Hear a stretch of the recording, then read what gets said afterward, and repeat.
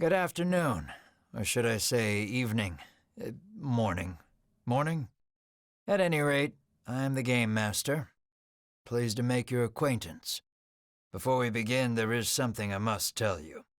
You see, my job is to draw you into this world with my voice and cards, which is why I believe it best for you to play with the sound on. In fact, I insist on it. However, as you can see, my voice is subtitled, so you can always read along as well.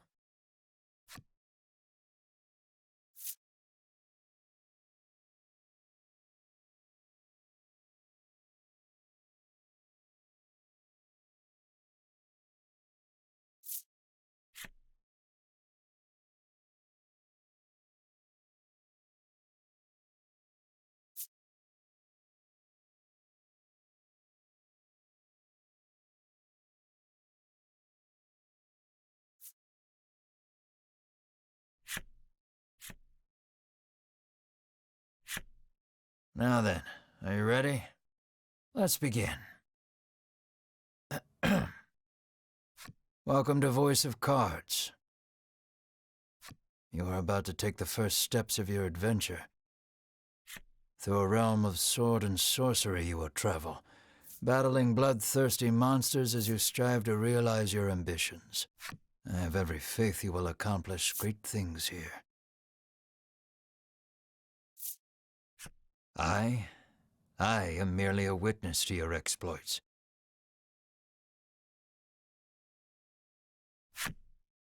Now then, your departure draws nigh. May your journey be a safe one.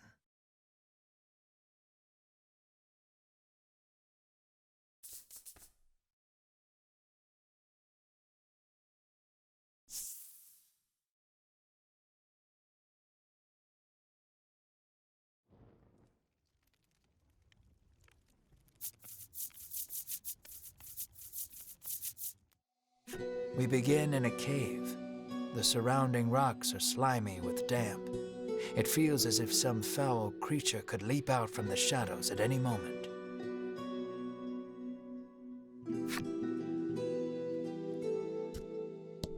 Yet in this horrible place gathers a fellowship of 3 adventurers. One is a young woman.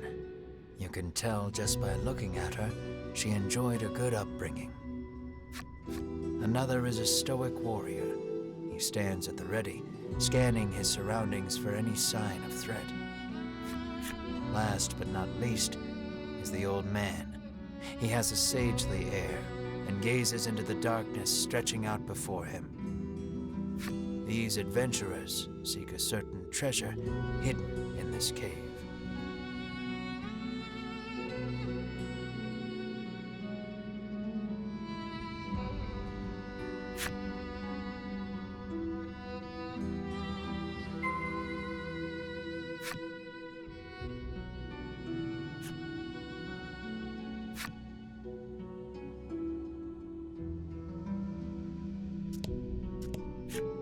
An iron door towers before you.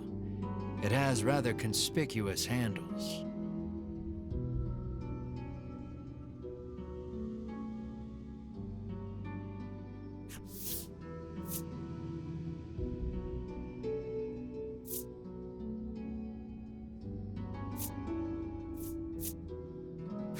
The stoic man takes hold of the handles and pushes as hard as he can. The stoic man winds his leg back and lets fly a powerful kick into the door. As his foot connects, the door trundles to the side. So it was one of those sliding contraptions.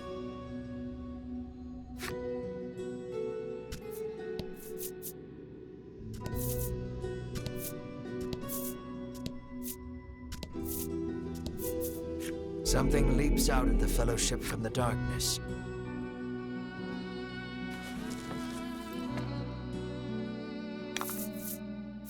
And fight.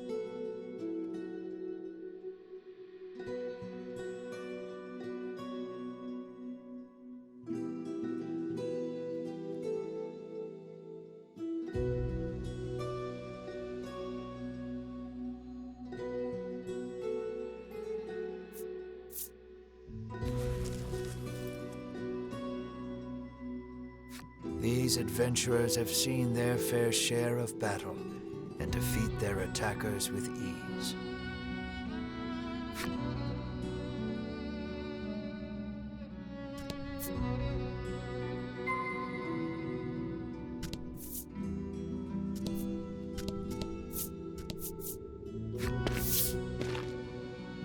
As the trio approaches the treasure chest, an awful rumbling resounds deep in the... "You shall not have it," a voice growls. Before the wary trio appear creatures the likes of which they've never seen.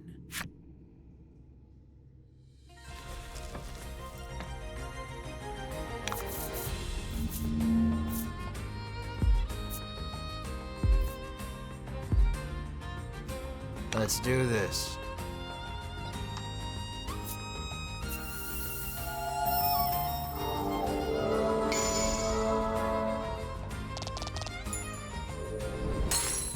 Nice work.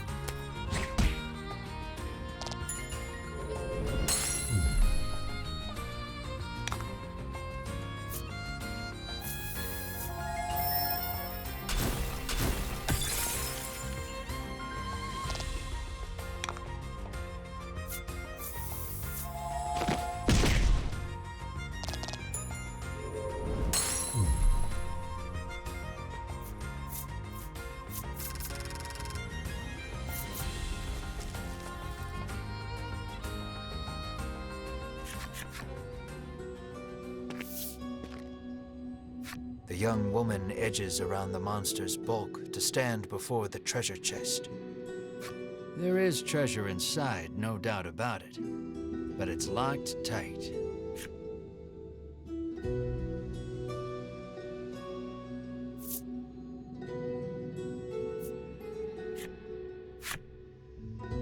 The woman slides the simple key into the lock.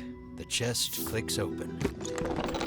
Inside is what appears for all the world to be an ordinary... "At last we've retrieved the royal treasure," the old man says. The woman and warrior exchange a nod. Their quest complete, the triumphant trio put the cave behind them.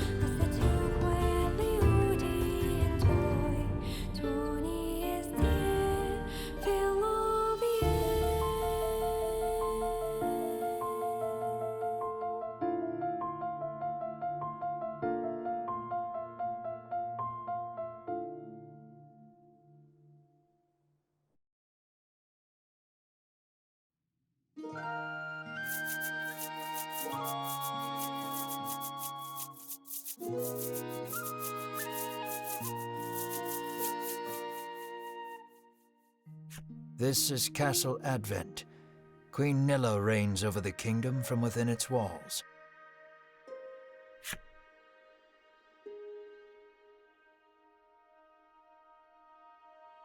In the crowded audience chamber jostle all manner of knights, adventurers, and bounty hunters. cheers. The white-robed adventurers stand close to the throne. A palace guard calls over the tumult, "Be silent. Her Royal Majesty graces us with her presence."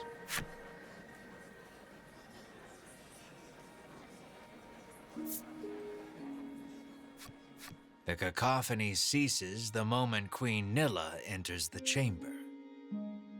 Seated upon the throne, the Queen faces the crowd. Her lips part. "Thank you all for heeding my call to slay the dragon.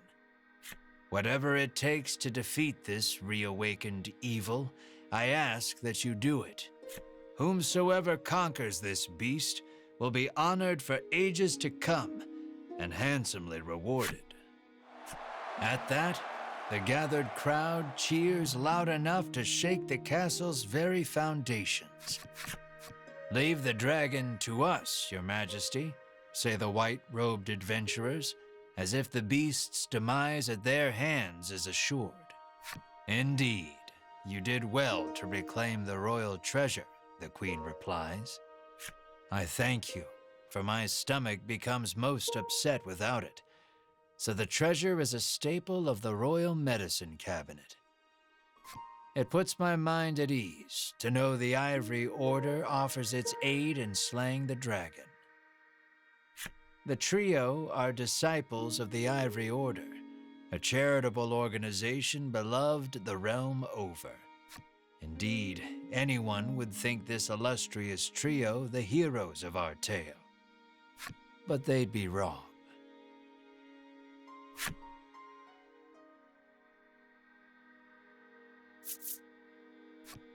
So we just gotta slay the dragon and we'll be drowning in gold. The man trails off, drooling over unknowable fantasies. Beside him, a strange creature lets out a chirping coo. Pay attention, because this is important. There he is, or there you are, I should say, the hero of our tale. A humble bounty hunter. You love little in this realm more than coin. A seemingly tedious fellow who doesn't hesitate to claim the title of hero for yourself. When you heard about the quest to slay the dragon, it was the promise of reward that lured you to the castle.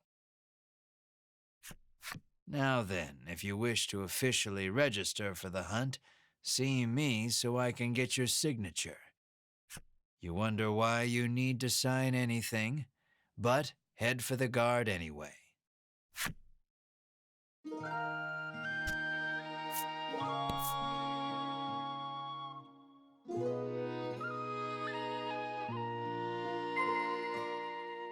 Shall we?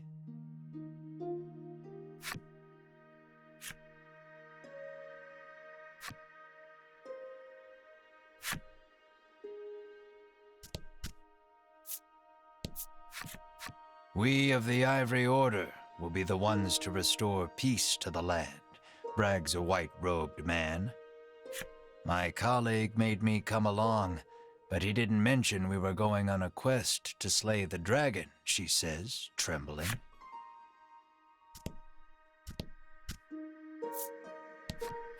That reward for slaying the dragon is as good as mine, barks the man.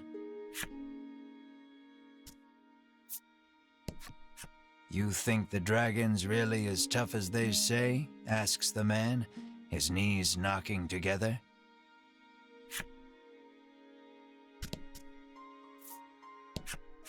If the heroes of the Ivory Order are hunting the dragon, he's as good as dead, says the man, relief spreading across his face.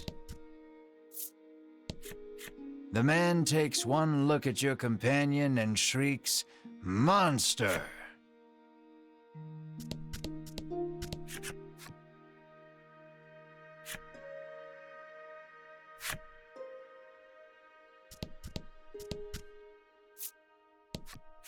You'll need tough gear if you're going to beat the dragon, the man tells you.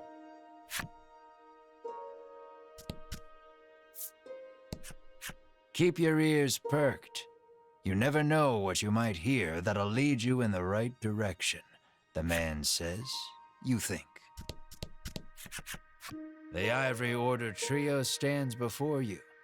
They seem not the most approachable of parties, but...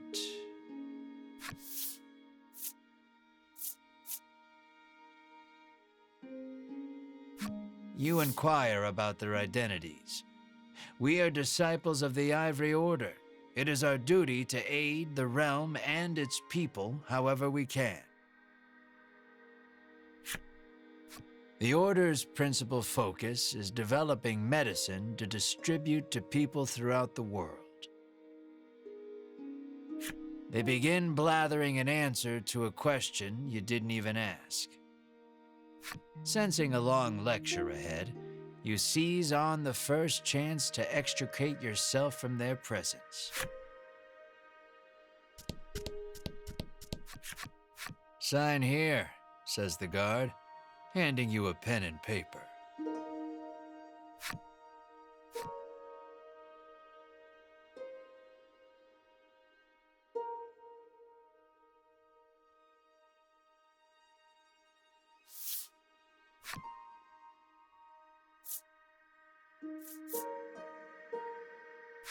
You sign your name.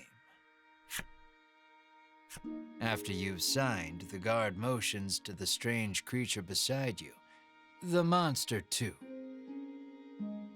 You sign your companion's name as well, Mar. Mar, your friend and sometimes traveling companion. Though he can't speak the human tongue, he seems to understand it well enough. Thank you. Now we'll know what to have engraved on your tombstones. Can't ask the dead what name to mark their grave with, after all, the guard chortles. You want the reward as badly as you don't want to die. You figure you better make some strong friends.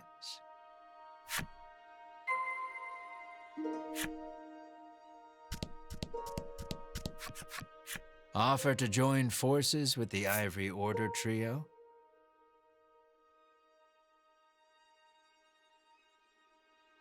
How about we do this together? We select few are sufficient to defeat the dragon. We require no additional aid. Wow. Jerks. And we certainly don't require the aid of a no-name wastrel. With that, the trio takes their leave of the castle.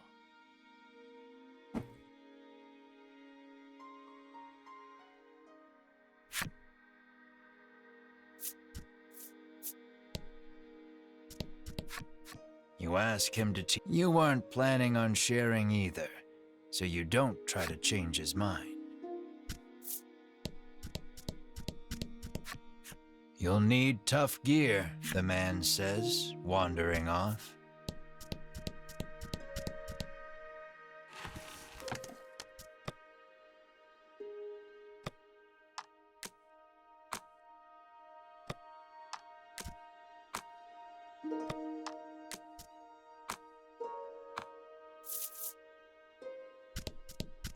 You've yet to find any help for your quest. Things don't look that reassuring as they are, but the decision is up to you.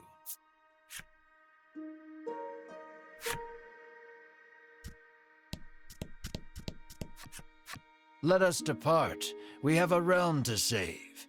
He grabs his less than enthused colleague by the wrist and drags her off. You catch a glimpse of the terrified look on her face. And then the two disappear out of the audience chamber.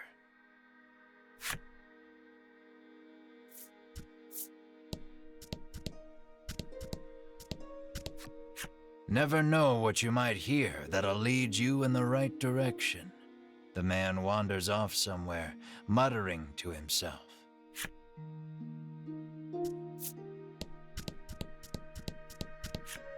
I'll let the Order handle this. Me, I'm heading home.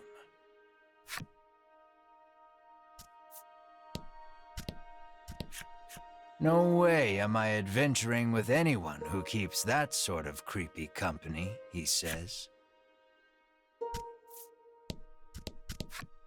Before you even open your mouth to ask him to team up, he cuts you off. Thanks, but no thanks.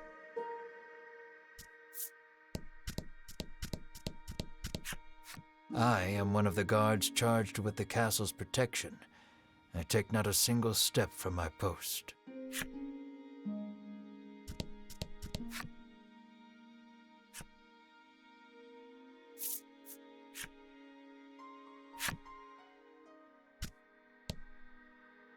So is there something here? I am one of the guards charged with the castle's protection. I'll leave the dragon slaying to you adventurers. Don't get yourself killed out there, says the guard curtly. Asking Queen Nilla to join you is beyond preposterous. Better not even try. The castle will close to visitors shortly. Please be on your way. You're shooed out of the castle. In the end, you set out, just the two of you, to hunt the dragon.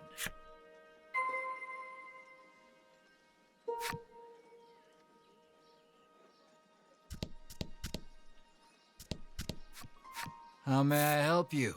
The proprietress inquires.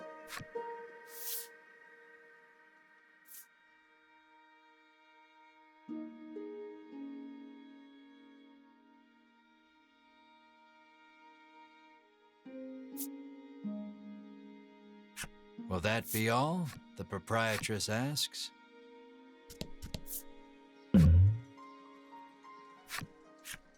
A weapons merchant accosts you in the street, despite your best efforts to mind your own business. He speaks to you in a voice barely above a whisper. You want the most powerful weapon there ever was? He conspicuously checks his surroundings before revealing this weapon of apparent renown to you. To hear him tell it, this is a legendary weapon, and one of its kind at that. It can be yours for 20,000 gold pieces, he says. You can smell the scam a mile away, and yet the aura of this weapon does have something of the legendary about it.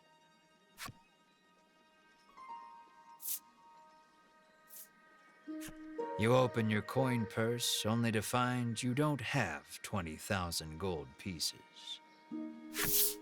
No money, no sale. He tucks the weapon away once more.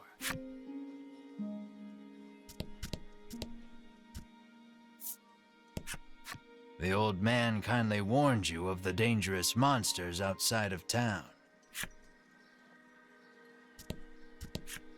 The door is shut tight. You spy a keyhole on it, suggesting the existence of a corresponding key.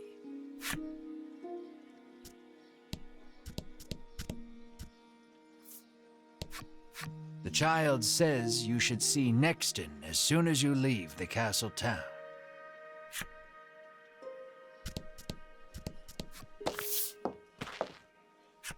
Earlier, you saw the bit about the handsome reward for whoever slays the dragon, and hightailed it to the castle. A woman stares at the sign, transfixed.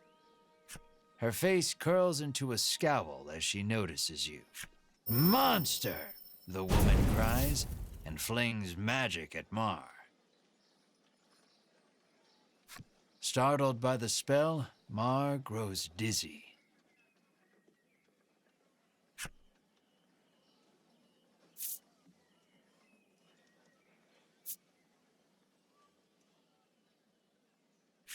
You gather the dizzy Mar in your arms and glare at the woman.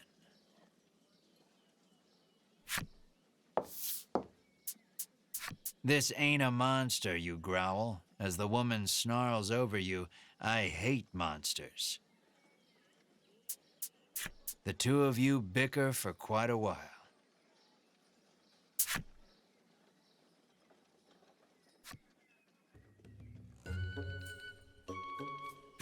In the end, the woman admits she may have jumped to conclusions, but stubbornly refuses to apologize. Inwardly, you call her unsavory names as your attention shifts to a different topic of conversation. Turns out she really hates the dragon and would love to take him down with her own 2 hands. But she knows she's no match for him alone, so she's at a loss for what to do. When you tell her you're after the same thing, she squints down her nose at you. "Fine," she says, "I can help you." She's a little annoying, but you are looking for quest companions. "I only want to see the dragon dead. I don't care about anything else," she mutters. You overhear her remarks and grin without thinking. Then you don't care about getting a share of the reward. That suits you perfectly. You happily join forces with the black-clad woman. She introduces herself as Melanie. She tells you she is a witch, but says nothing of why she hates monsters or what grudge she bears against the dragon.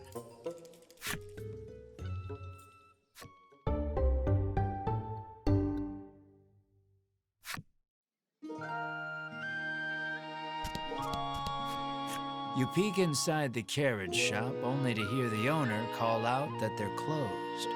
Guess you won't be making use of them after all.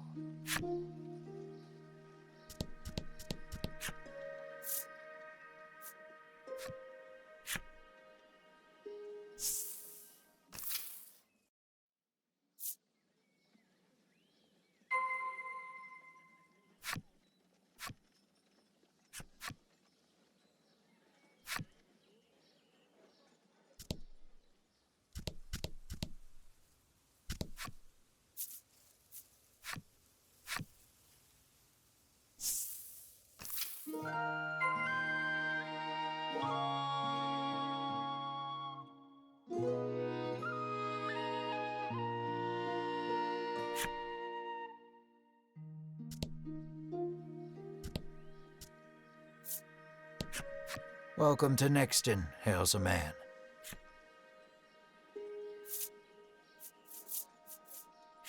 The man doesn't respond to any question except to parrot back his original greeting.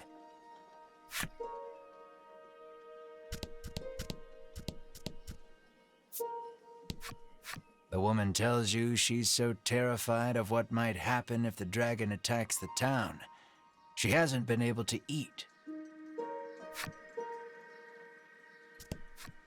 "How may I help you?" the proprietor inquires.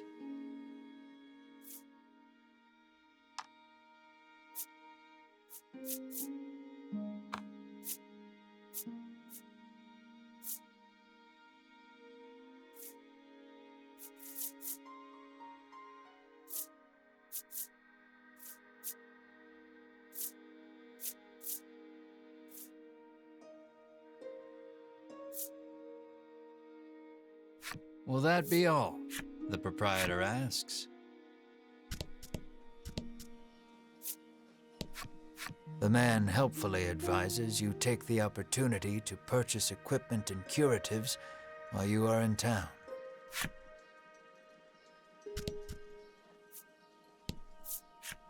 A woman sits hunched over by the side of the road.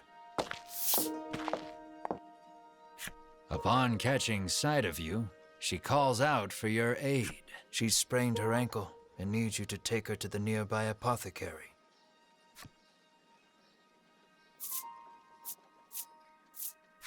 You try to lift the woman into your arms, but the weight's too much for you to bear. You lay the woman back down where you found her and mutter a quiet farewell before turning to leave. Upon seeing that, Melanie snaps. "What kind of person are you?"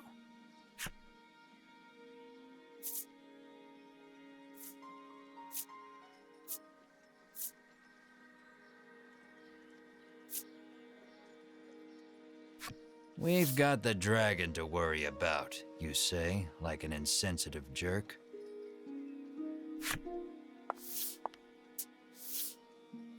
Ignoring you, Melanie gingerly helps the woman up.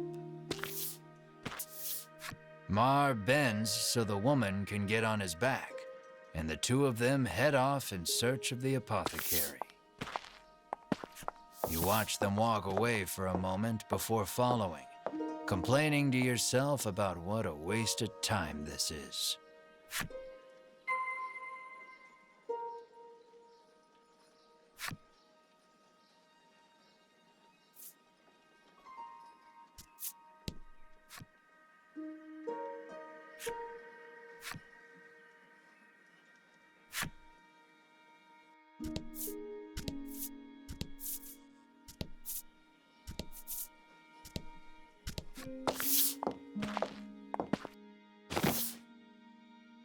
You arrive at the apothecary. After taking a curative, the woman begins hopping up and down. Nothing holds a candle to Ivory Order medicine, she beams. She thanks you and pulls something from her breast pocket.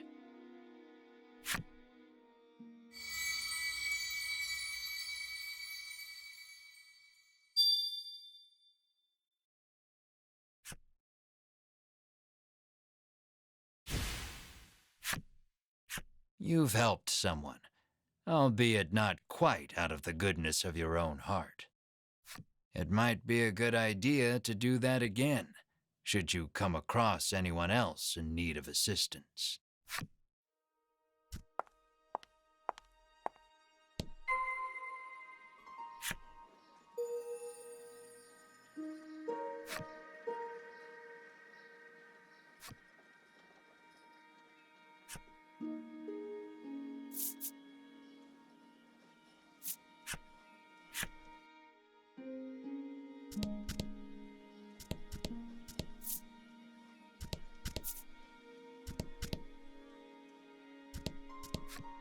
The girl says if you follow this road northwest for a bit, you'll come to Thriston.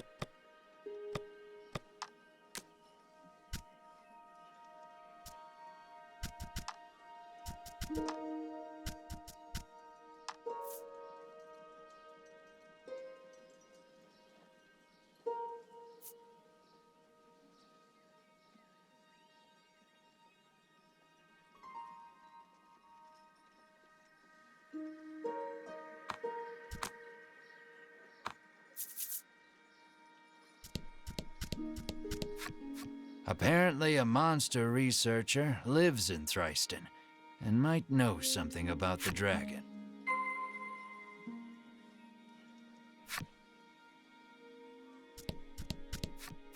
It seems the majority of the world's medicine is made by the Ivory Order.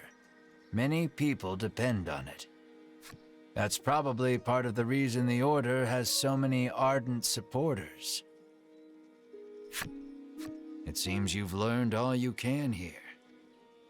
Time to move on.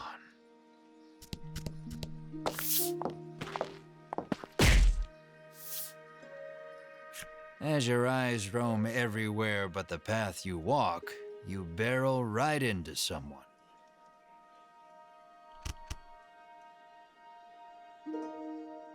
When you turn to see who it is, you see the Ivory Order trio from the castle. Winifred, are you all right? The sagely old man asks the woman, voice full of concern. I'm fine, the woman called Winifred replies. Thank you, Hedwin. Berwin, the old man calls, turning to their stoic companion. He jerks forward, as if to defend Hedwin and Winifred. The trio advances on you. How dare you treat disciples of the Ivory Order with such disrespect?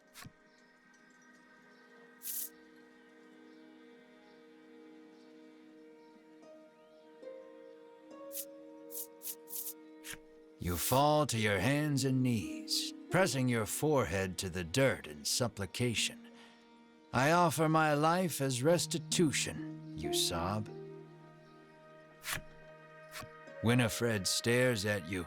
Bewildered, you would go to such ridiculous lengths to apologize. Muttering a half-hearted apology, you try to keep walking. But that's when you notice something in your hand. Looks like you accidentally grabbed Winifred's coin purse when you ran into her. Thief, bellows Berwin, drawing his weapon. Guess you've got to fight your way past.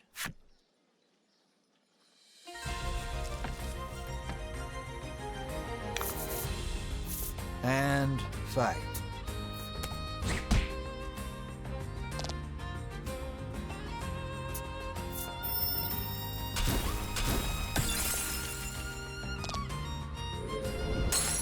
Don't worry, the coffin card is down, but they're still alive.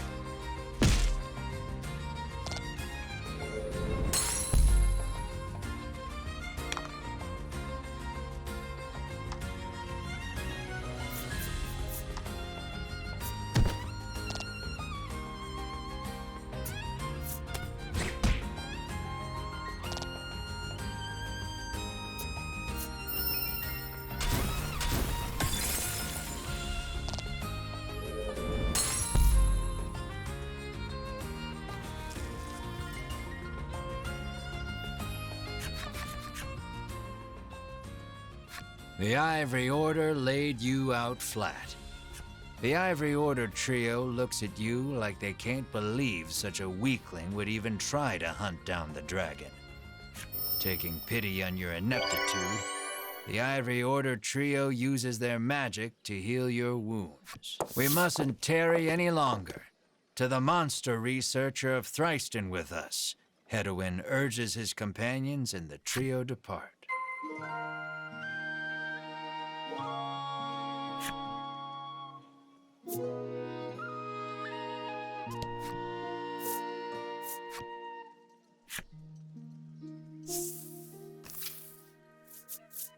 Aimless wandering can be fun, but if you want purpose and direction, I'd suggest sticking to the path.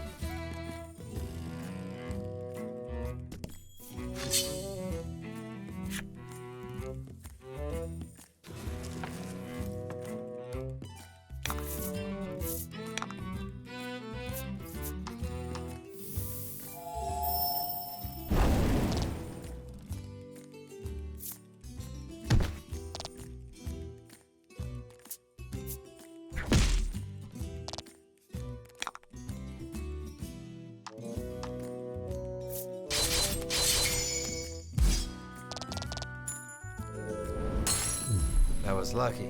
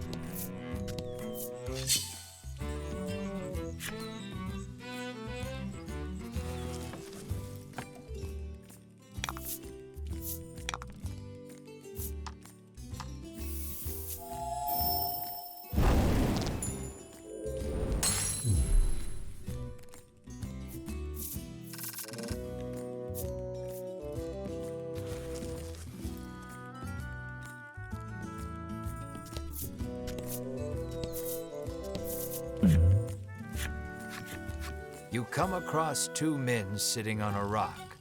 They take no notice of you or the party, but you can hear their fervent discussion. You listen in and deduce that they are a pair of thieves. You lean in, trying to hear what else the thieves are talking about. You catch pieces of the conversation here and there. I hid the goods. Head south just before the bridge. No, whatever ye do, don't go into the bewildering wood. It sounds like they've just told you where to find their stolen loot. You hastily grab a scrap of paper, write down what you've heard, and quietly sneak away.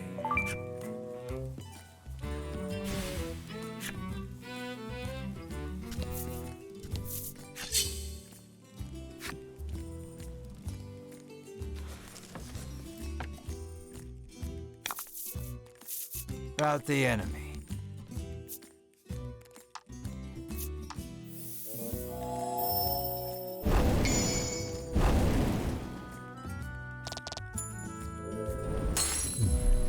Excellent.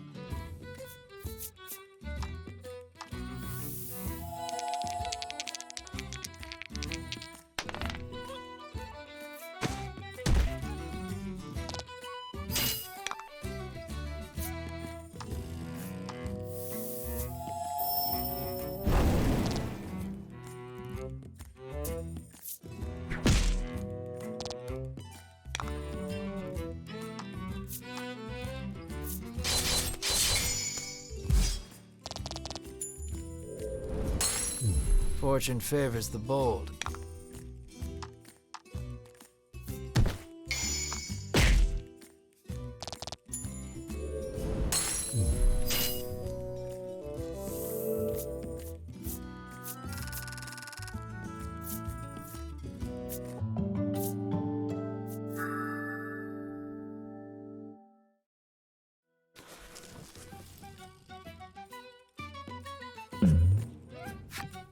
You pick up a scrap of paper dropped by some manner of monster. It has a message scrawled on it in crude lettering.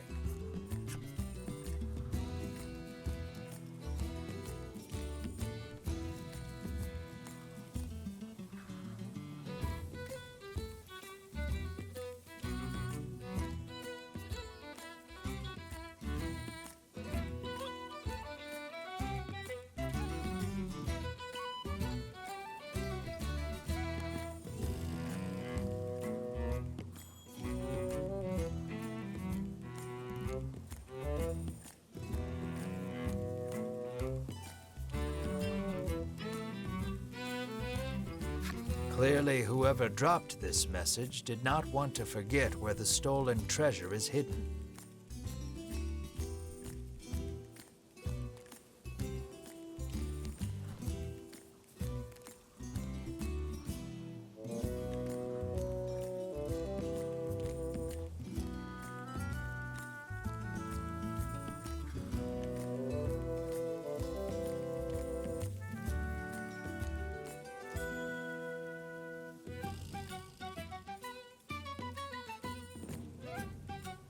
You stash the scrap of paper in your pack and resolve to keep an eye out for the treasure on your travels.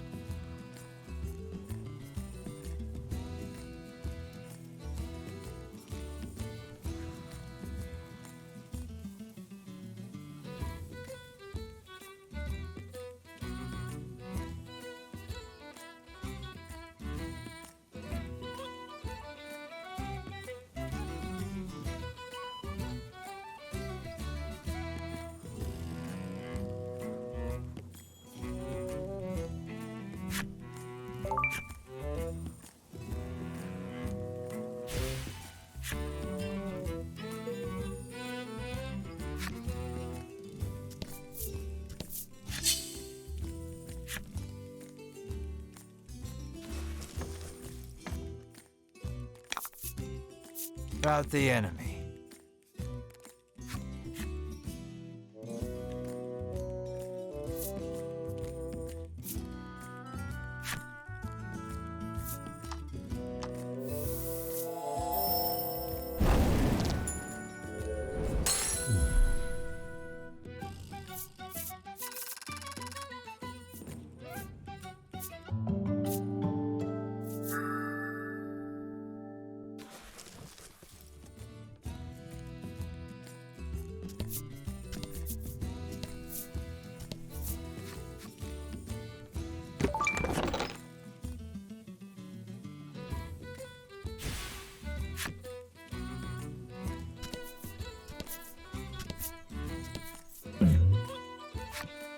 Lying in the grass, you find an old telescope.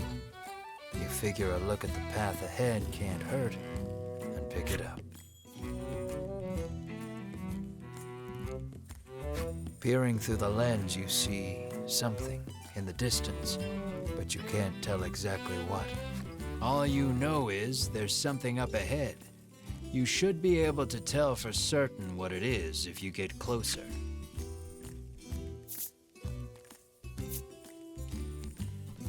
You leave the janky telescope where you found it and make your way cautiously toward what you saw. Phew. Looks like it was only an old woman. You try to say hello, but she wanders off without even registering your presence.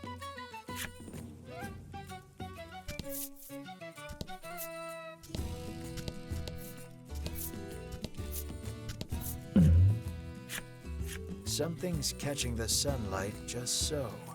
You move closer to get a better look at it. You find a chest lodged in the hollow of a tree. Something about this feels familiar. You fish a note out of your pack. Sure enough, this is the location those thieves mentioned when you were eavesdropping. Quite convinced you found their stash, you open the chest with a self-satisfied smirk on your face.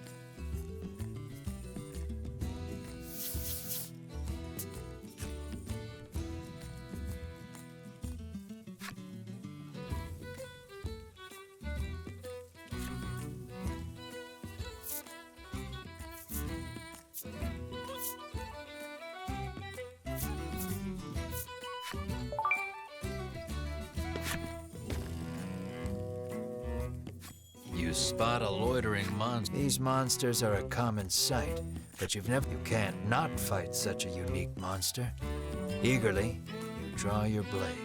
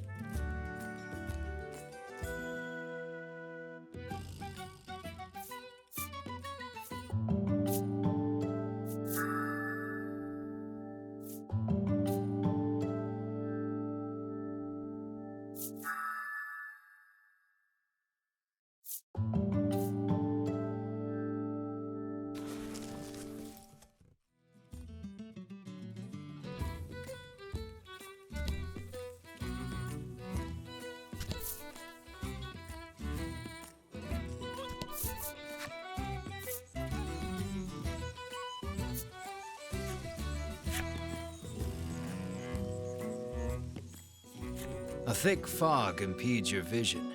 You surmise this is in no small part why they call it the Bewildering Wood.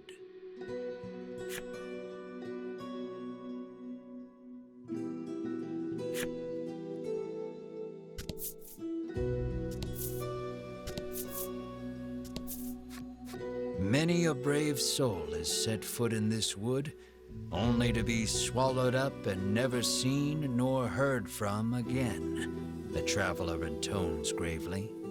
They also tell of a certain tool one needs to get through this place.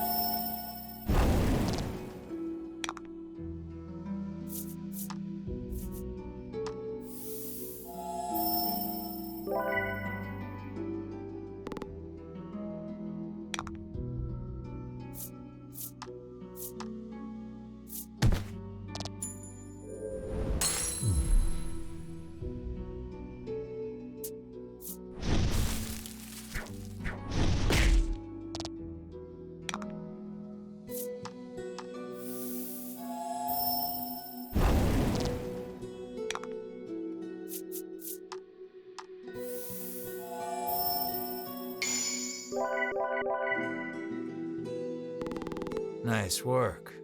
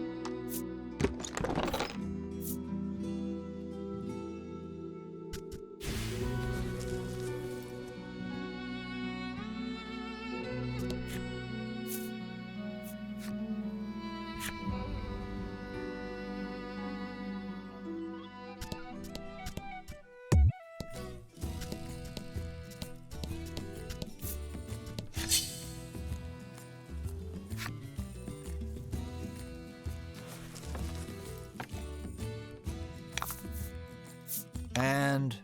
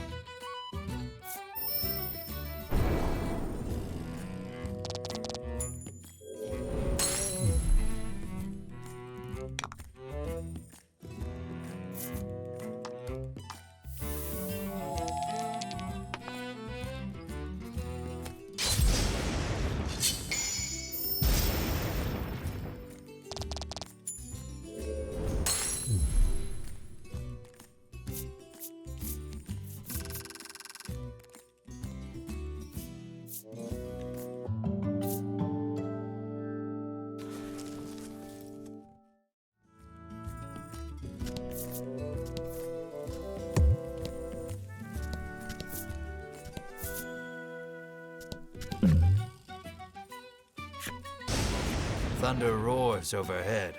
Watch out for lightning.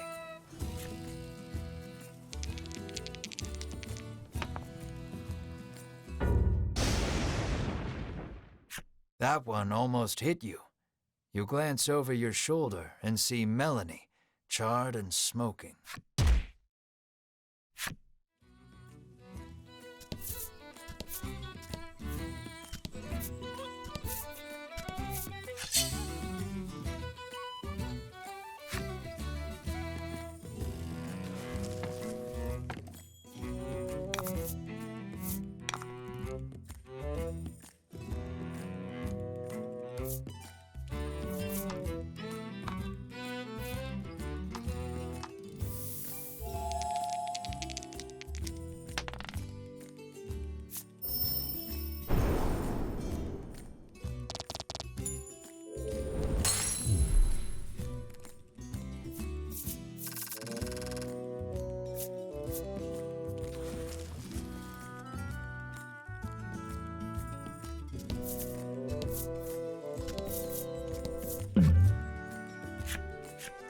You journey onward, only to see a suspicious-looking elder appear before you, a bottle of medicine dangling from his waist. He proclaims himself a man of medicine who has discovered a revolutionary new curative. He would have one of your party drink it as a test. There's no harm in trying it, he boldly claims. Well?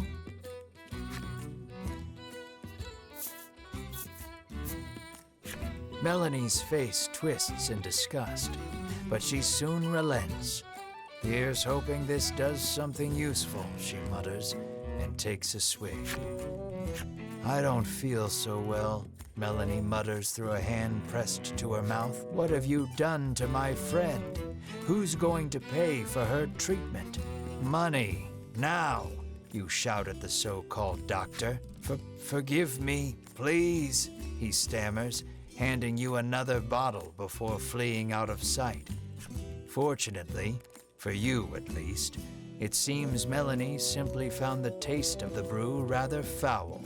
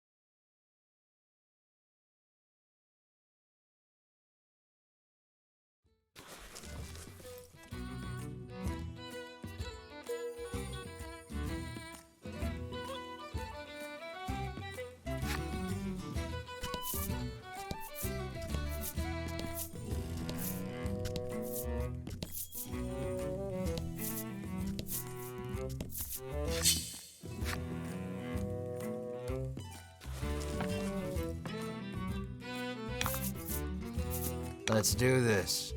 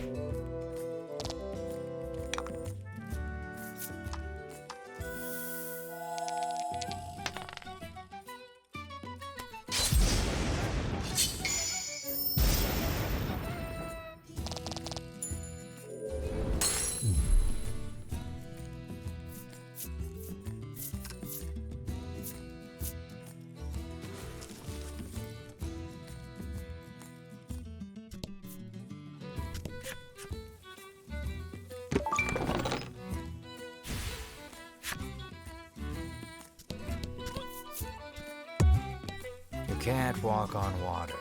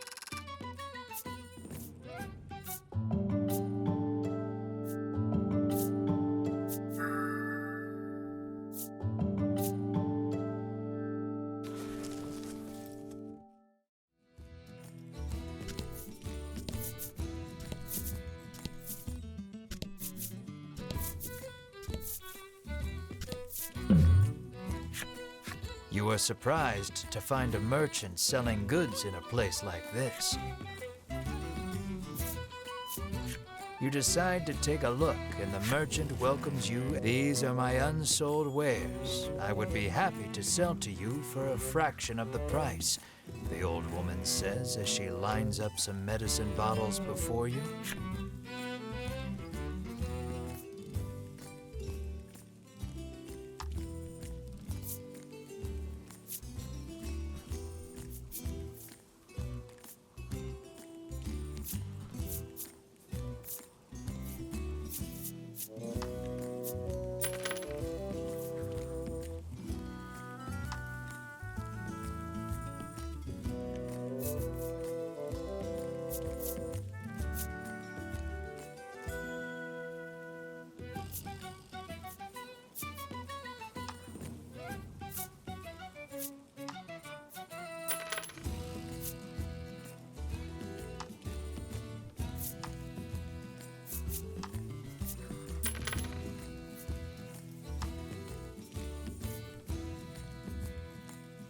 I'm closing for the day, she announces as she packs up her goods.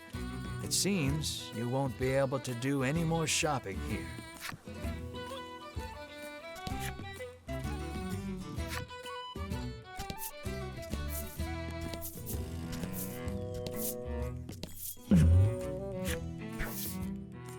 Something flies in front of you.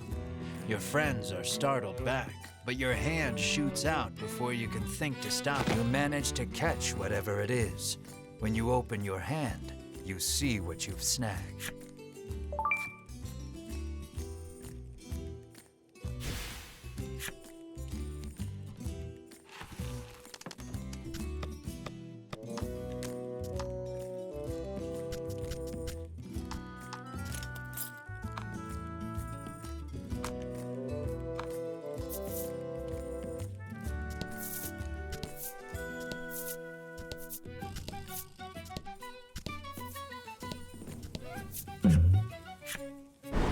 The wind picks up speed. A tornado is forming.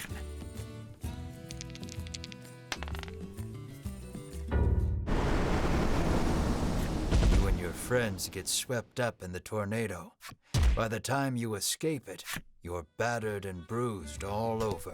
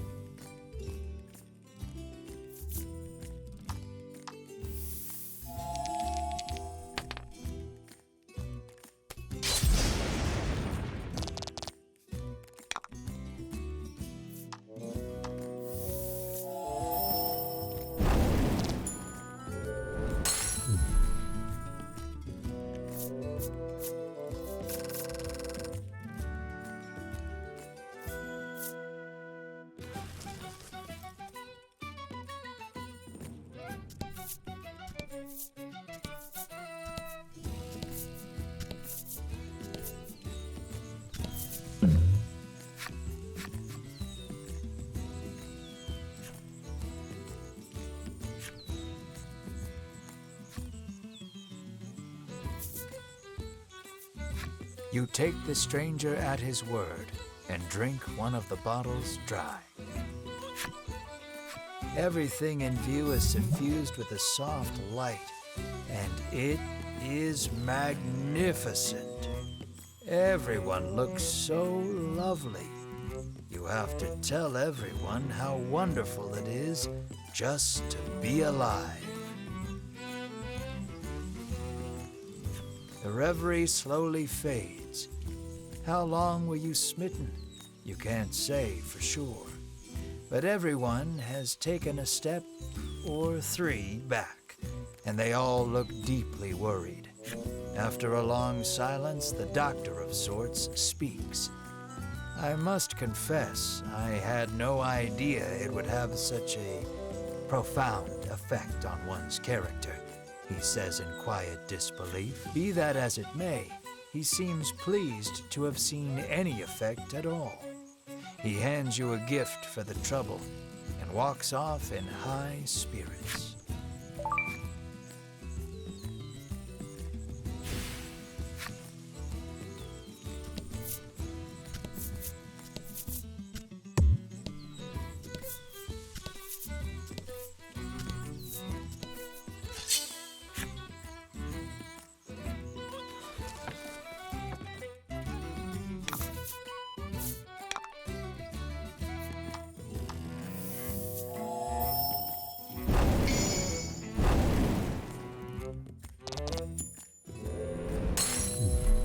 That was lucky.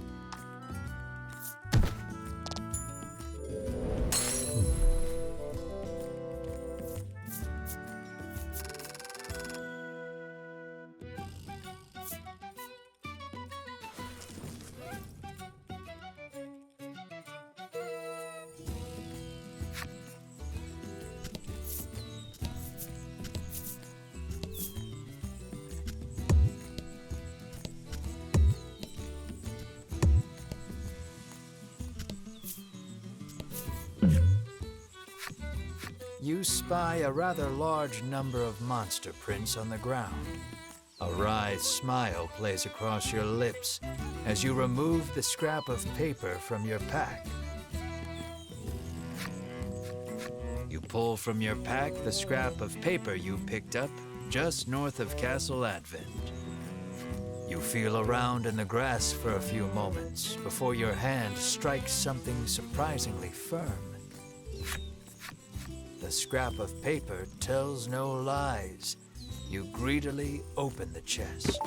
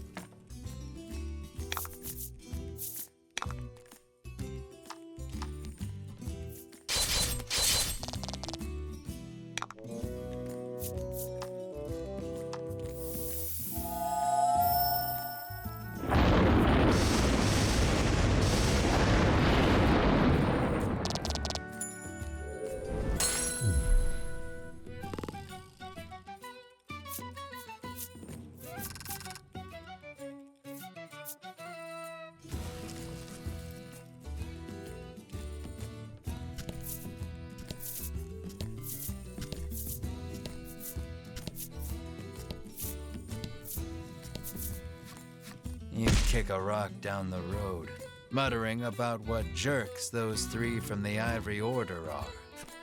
Cut it out, chides Melanie. She warns you your anger will only come back to bite you in the rear. You grumble, but your sulking is cut short when out of the thicket leaps a monster.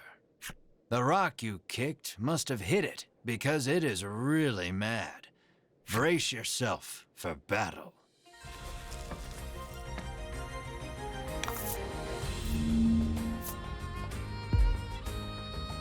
Let's do this.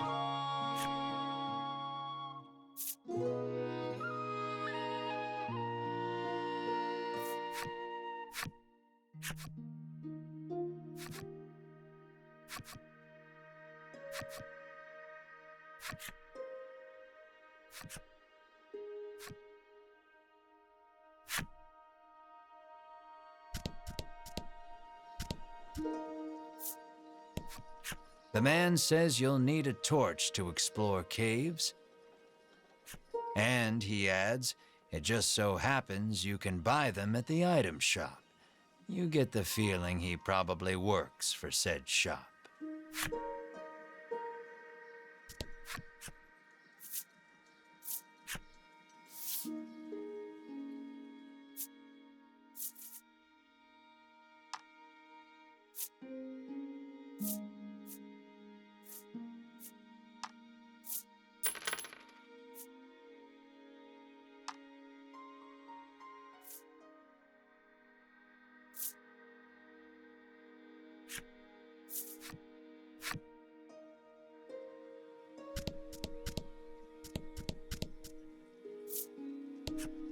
It seems the sound of a flute could once often be heard coming from the doctor's house.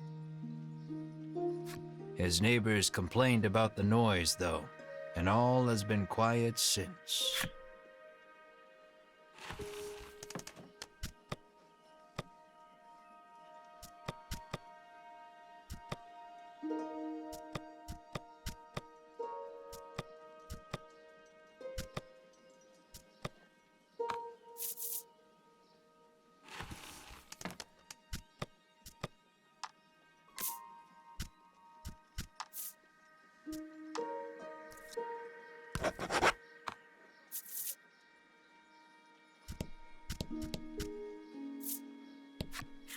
Apparently, monsters have been mugging people along this stretch of road lately. The Ivory Order is searching for where they're stashing the stolen goods.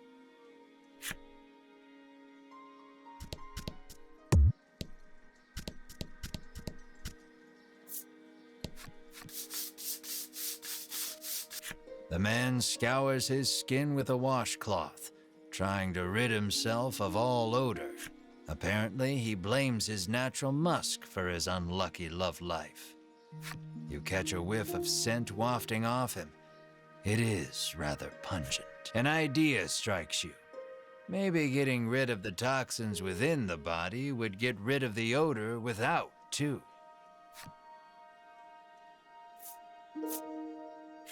You hand him an antidote and he chugs it down. As soon as he's finished, the odor completely disappears.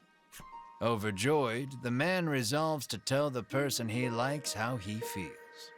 From his breast pocket, the man pulls out something to give you in thanks.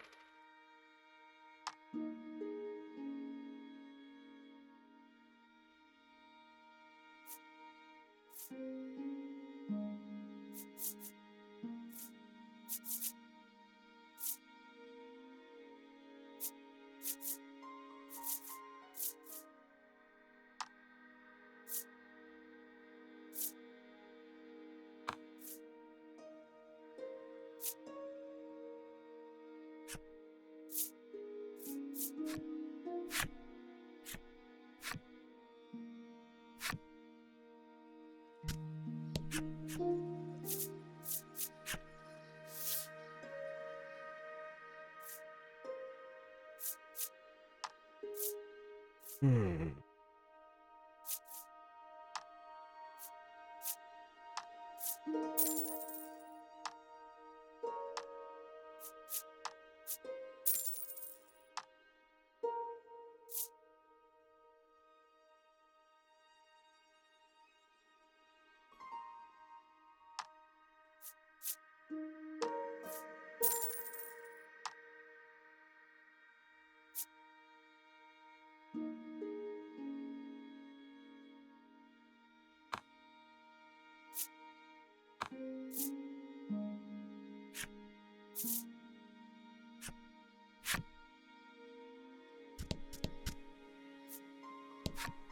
The woman who fashions herself a missionary of love haughtily cries she's too beautiful and popular for her own good.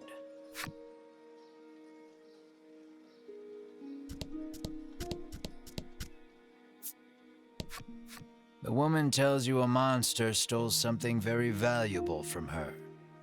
If only someone could get it back for me, she sighs. What did it steal, you ask? Medicine, says the woman, to give my skin a lustrous glow.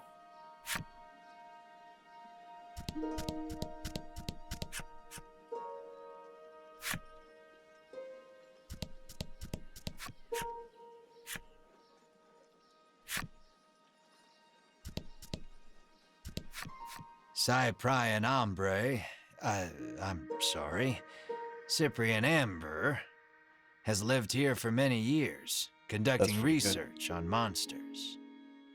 All the townsfolk affectionately call him Cypri. If anyone knows anything about the dragon, it's him. He's a veritable monster expert. You ask Cypri if he knows anything about the dragon. He says he'll tell you if you do him a favor. The monsters stole a precious treasure from him. If you reclaim the treasure, Cypri promises to tell you all he knows about the dragon. It seems the treasure-thieving monster makes its hideout in the western cave. That's where you'll want to head.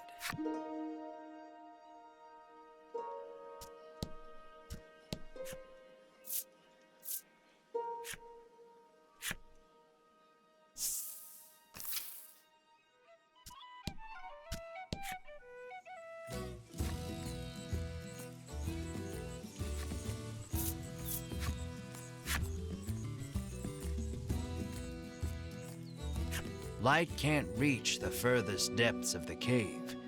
It may be impossible to proceed without a torch. You light the torch. It'll be much easier to explore now with your surroundings better illuminated.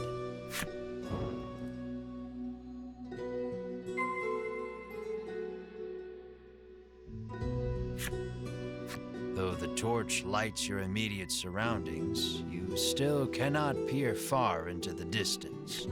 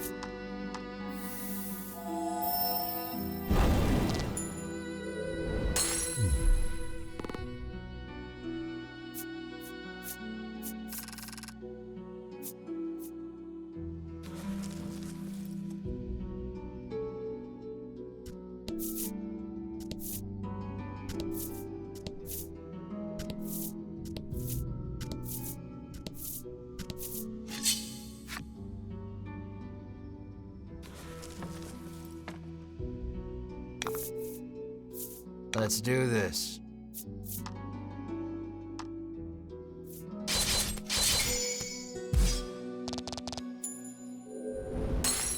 Oh?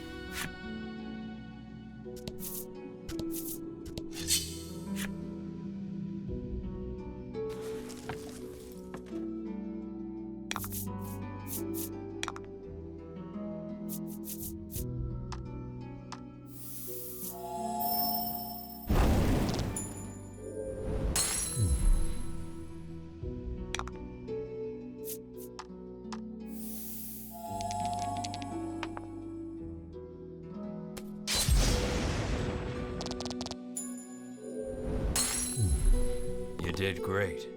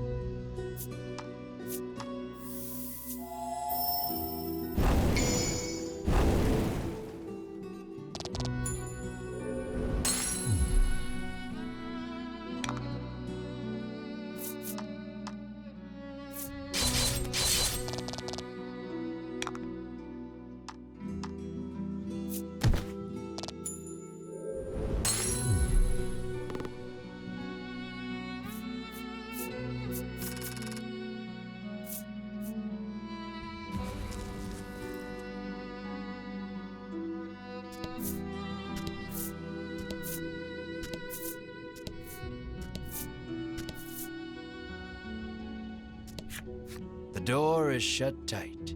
It seems some strange... Upon closer examination of the door, you spot a cavity that looks like some sort of sphere should go there.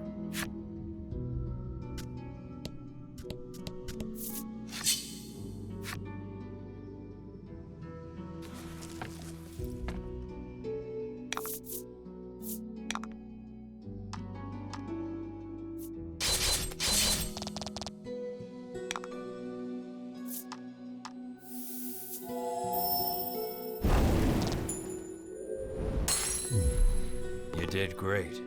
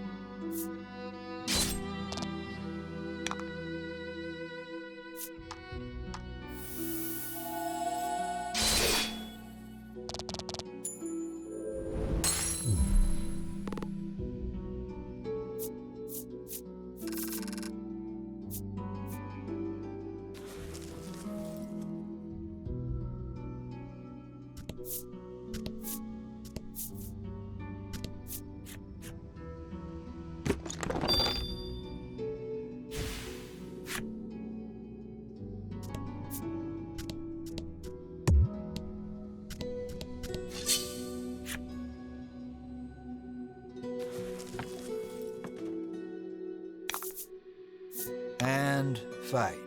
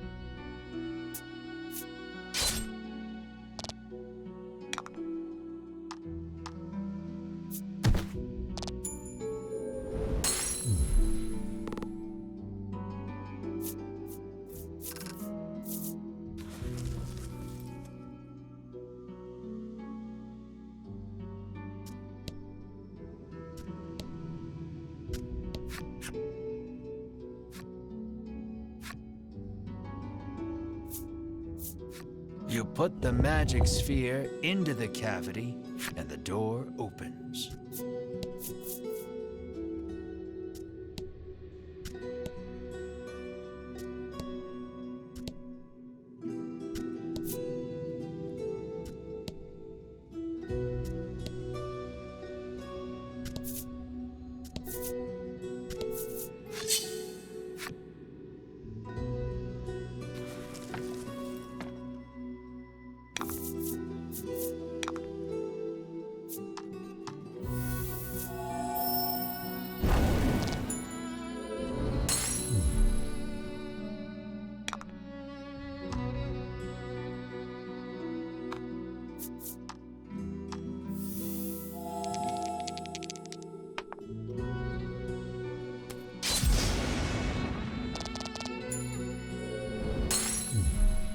Congrats.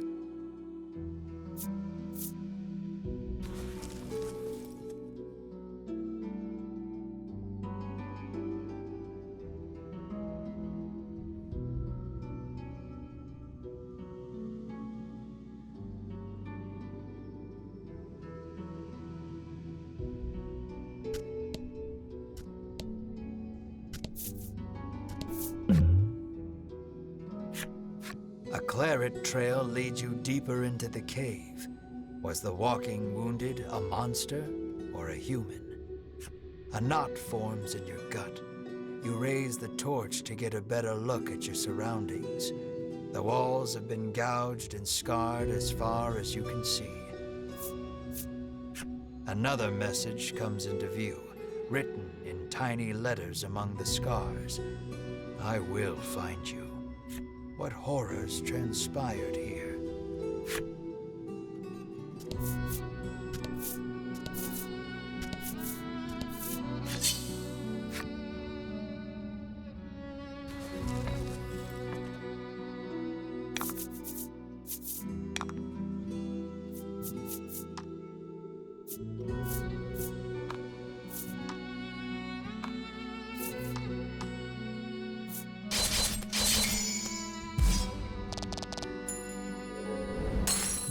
Nice work.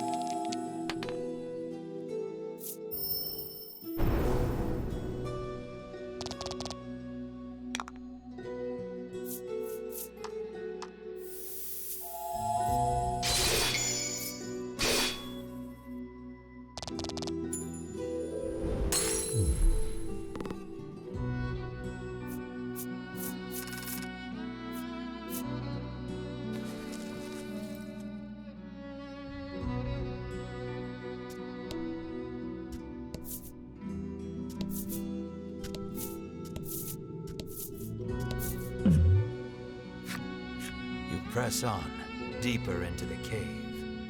Light floods into the chamber, illuminating a scene so startling you nearly drop the torch altogether. Two mummified bodies lie close beside one another, their hands clasped together. Beside them, a message written in blood. We leave together. Perhaps they were lovers? Whatever the case, you notice the bellwether nestled in their hands. You gently pry it free, bend a knee, and say a small prayer for the dearly departed.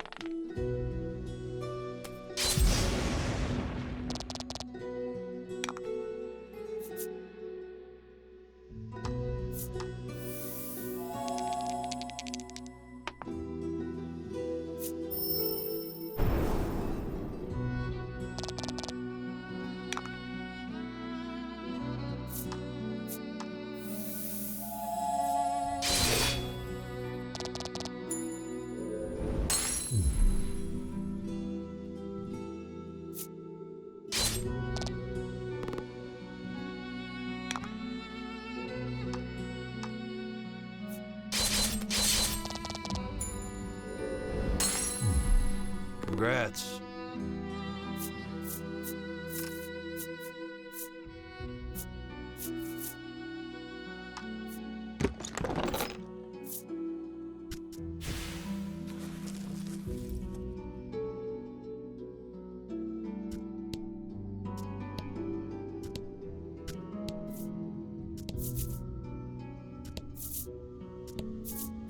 You make to open the chest, but an ominous voice echoes around you. I will not relinquish my hoard. The next instant, something leaps at you out from the darkness.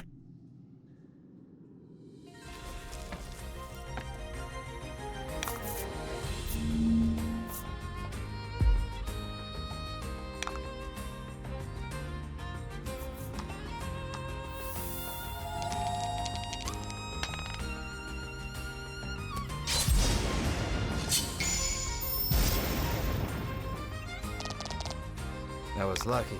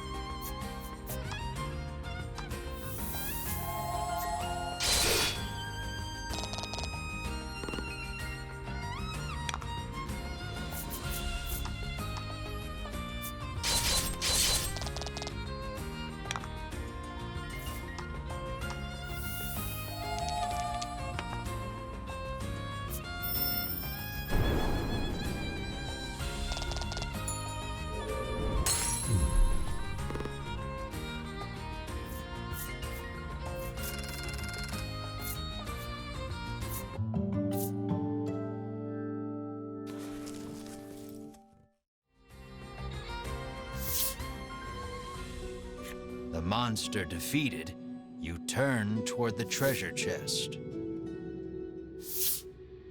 And see those Ivory Order jerks rooting through it. You rush over, but you're too late to... Sweet of you to take care of the monsters for us, trills Winifred, favoring you with a smile. Tucking the spoils from the chest safely into a bag, the Ivory Order trio stroll away whence they came. Knowing you couldn't stop them if you tried, you can do nothing but stand slack-jawed and watch them go. The chest is empty, save for a ragged doll. Nice of them to leave us the trash, you grumble in irritation. For some reason, Melanie picks up the ragged doll.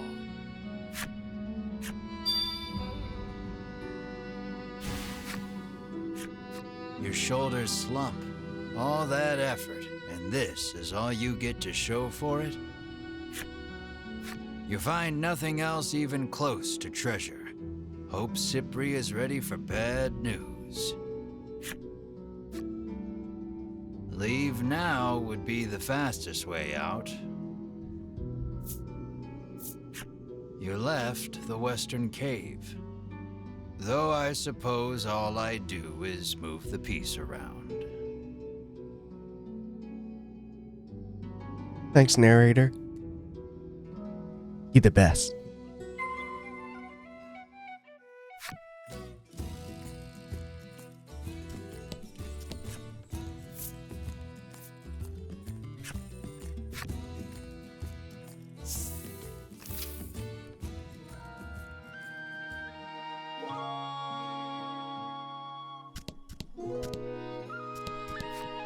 The Ivory Order has heroically reclaimed the stolen goods, he says, chest puffed out in pride. I just knew Winifred and her fellowship could do it.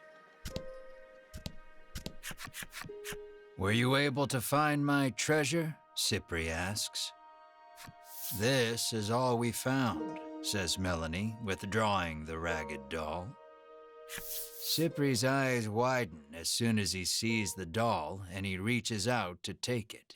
Without breaking his gaze away from the doll, he begins to speak. Cypri tells you he gifted this doll to his young daughter a long time ago. But she fell gravely ill and died.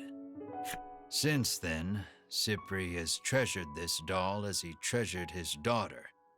Then the monsters took it from him. Cypri turns to Melanie, his head bowed deeply in gratitude.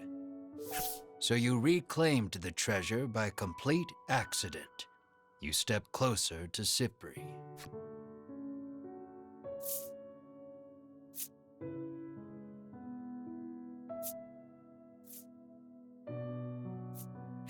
What do you know about the dragon? You rudely inquire. Cypri gestures as if to say, let's not get ahead of ourselves. Far to the east of town is a place called Unionville, where monsters and humans live together in harmony. According to Cypri, you might be able to learn something there, as the dragon and monsters are not totally unrelated. Upon hearing that, you turn on your heel to leave. Cypri calls out to stop you. Journeying to Unionville entails traversing the dense expanse of the bewildering wood. You'll need this, he says, and holds out something for you.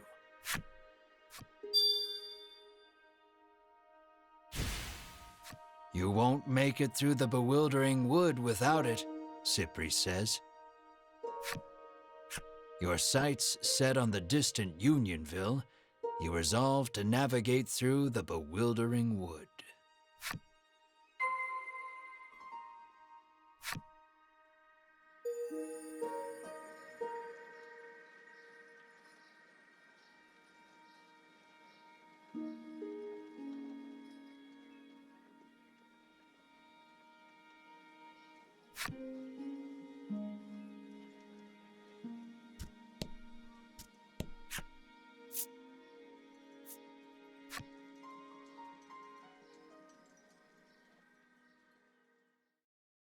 Man, I feel bad because of the ivory people, man. Stealing my glory. Such a dick.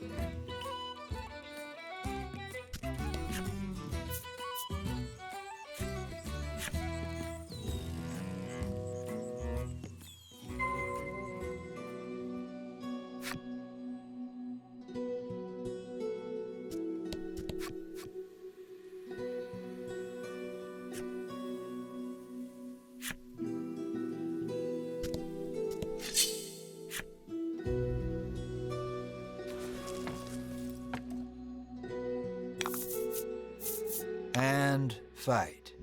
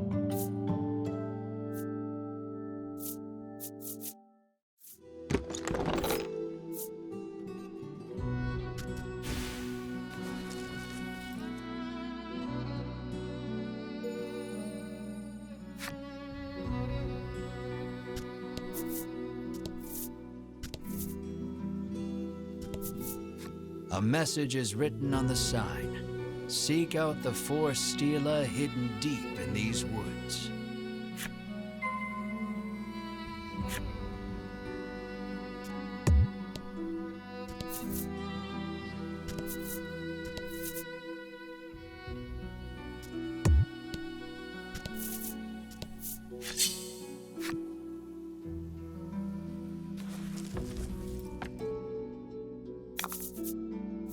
Let's do this.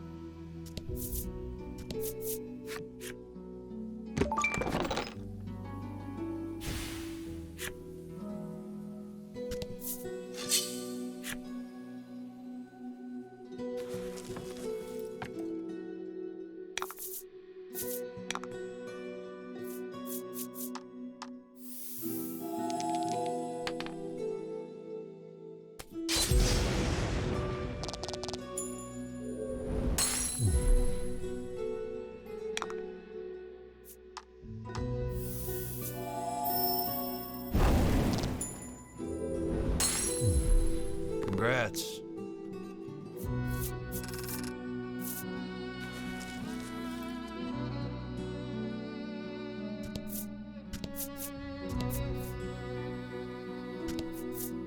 You have found the southern stela. You smack it and hear a sound off to the west. You'd best head that way next.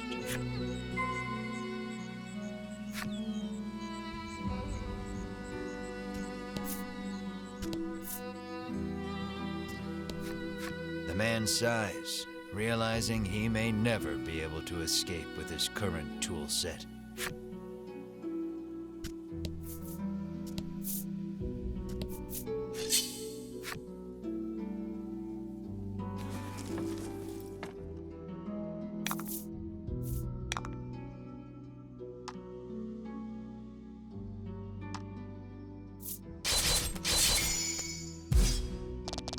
Fortune favors the bold.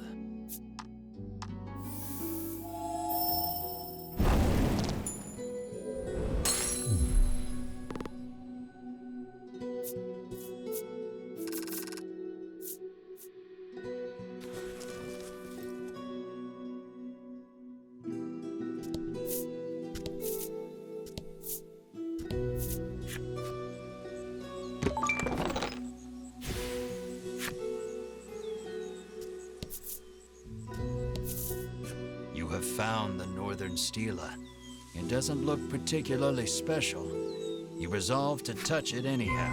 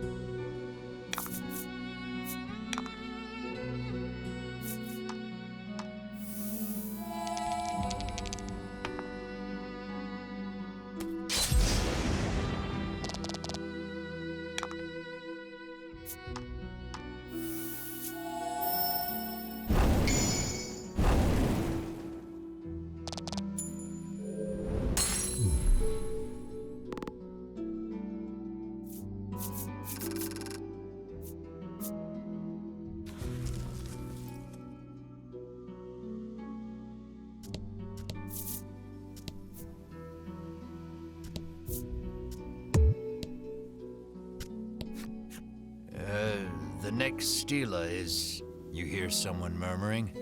It sounds like a man, but you can't really be sure in these woods.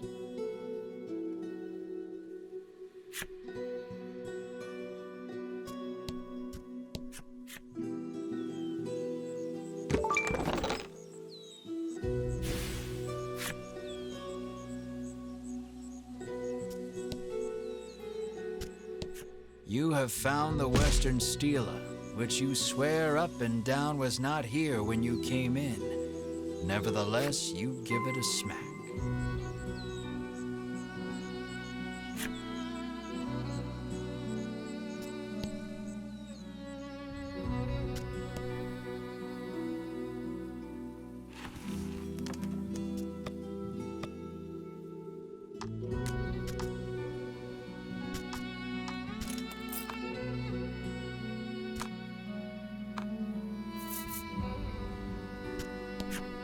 The woman appears to be lost.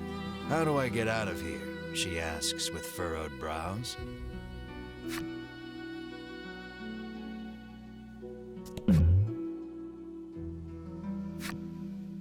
You hear a beautiful melody flowing from the forest depths. It sounds like singing, or perhaps birdsong. As you listen closely, you are struck by a sudden dizzy spell. You sense a presence growing closer, but cannot react. The grass rustles, then a monster slowly shows itself from between the blades. It's a harpy. Realizing you've been caught in the harpy's trap, you ready your weapons.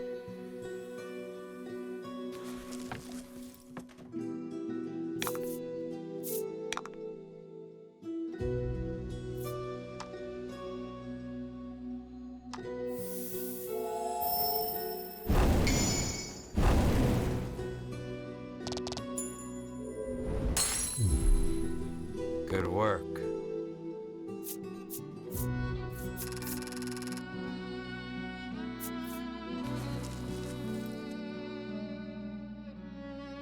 For some time after that, you find yourself trembling at the mere sound of a bird's tweet.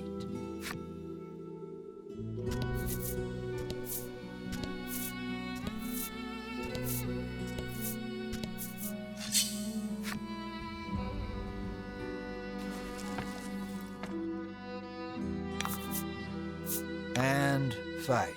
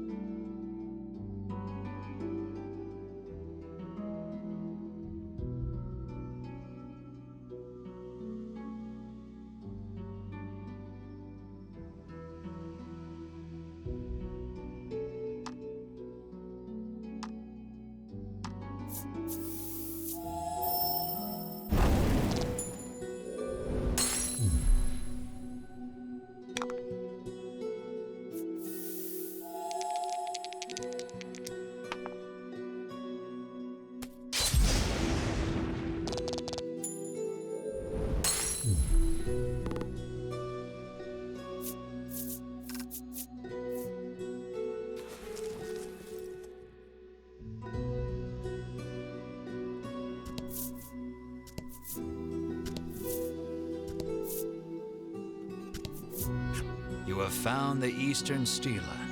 You see the words Melody of Fortune chiseled into the corner.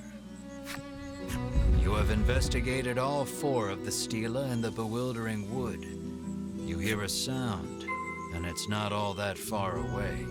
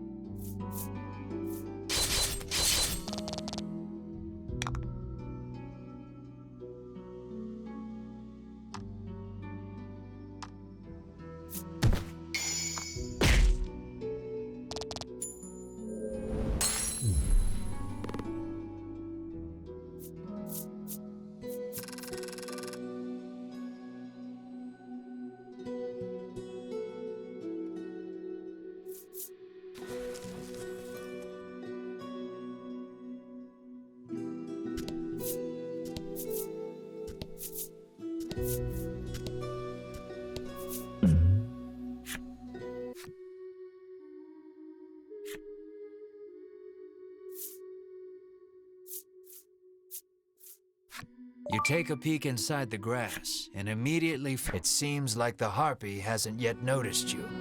You pick up a rock and throw it at the monster. Startled, the monster flaps its wings and flies away. You find some coins scattered about where it stood.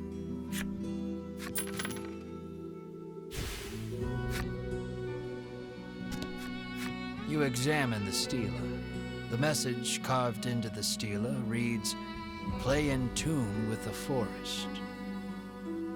You hold the woodland flute you received from the good doctor in Thriston.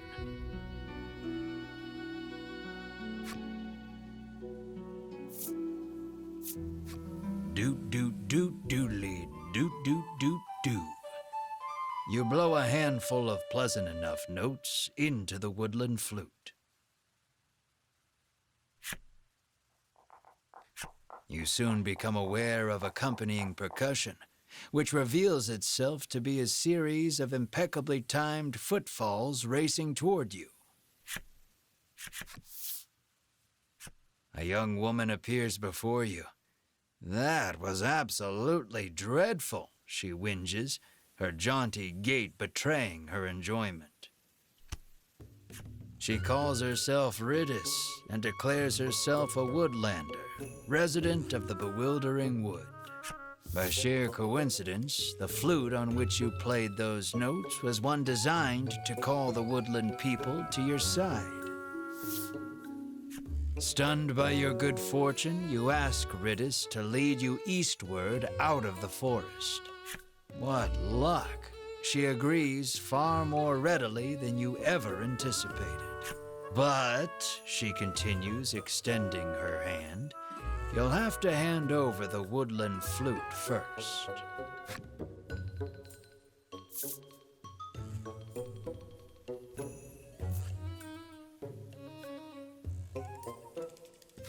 You hand over the flute, firmly restating that she may have it on the condition she leads you out of the bewildering wood. Riddis plucks the woodland flute out of your hands with glee and begins playing it as she skips away.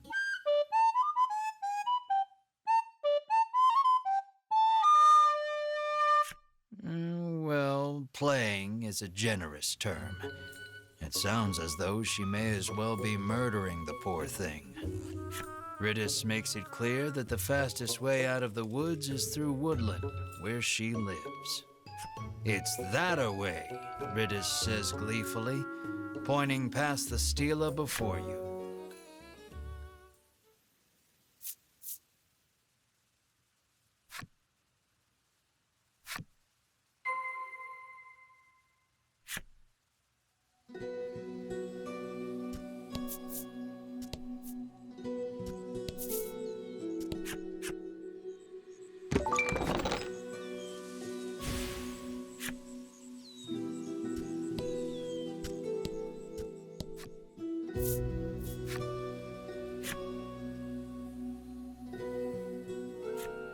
"Welcome to Woodland," Riddis says, gesturing out over the village. "Now, if you'll excuse me, I'm quite busy for the rest of the day, so you'll have to wait till tomorrow to leave the forest," she says, and makes her way home.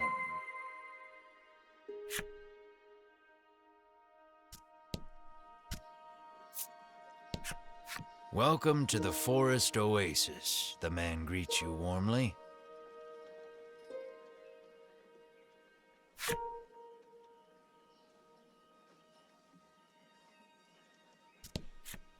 "Been a while since we've had any outsiders," the innkeeper says, beckoning the party inside. "It turns out this inn is simply a place where the poor, lost souls trapped in the bewildering wood may recover. You may stay as long as you like, free of charge." You happen upon a man greedily guzzling well water. Could it truly be that much better than ordinary water?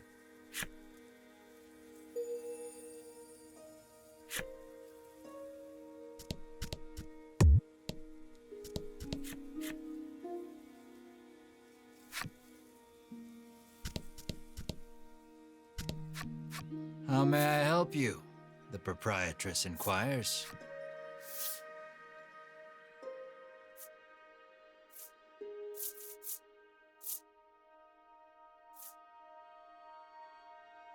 Will that be all? The proprietress asks. This is the game parlor. Come play cards, the boy at reception calls.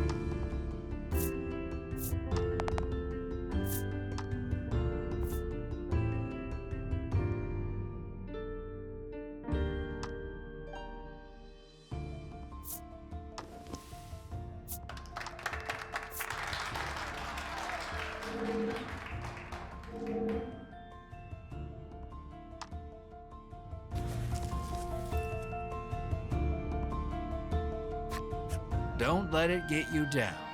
Come play again, says the boy, waving.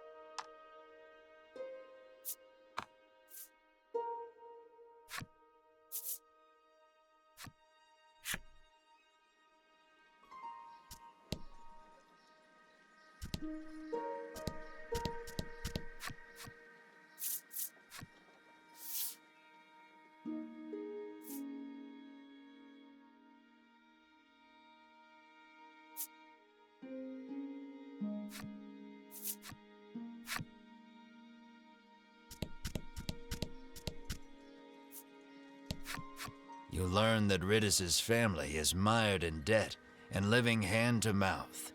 And I know how they got in so much trouble, the rumor mongerer says deliciously. We are not in the business of meddling in the personal affairs of others, Melanie says curtly, cutting her off.